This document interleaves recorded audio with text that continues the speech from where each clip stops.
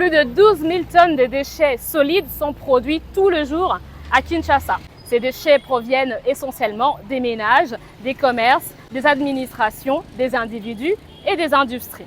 Dans son discours d'investiture, le nouveau gouverneur de Kinshasa, Daniel Bumba Lubaki, a affirmé, je cite, « Depuis près d'une année, ces déchets ne sont plus évacués ». On se retrouve donc avec près de 4 320 000 tonnes de déchets à évacuer vers la décharge finale. Or, Kinshasa n'a pas de décharge finale. Ces déchets qui s'entassent donc ainsi dans les rivières et aux alentours ont des conséquences sur les riverains.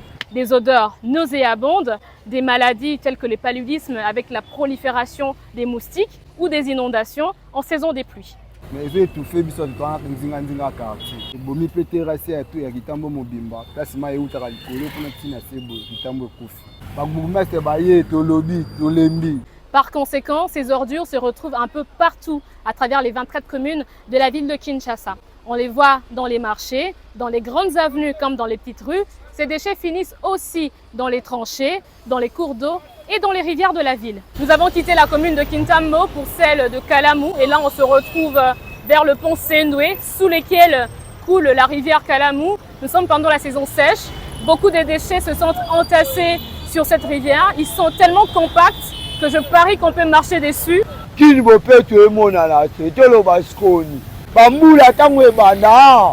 Ah, batu bazaba ninga balala rati.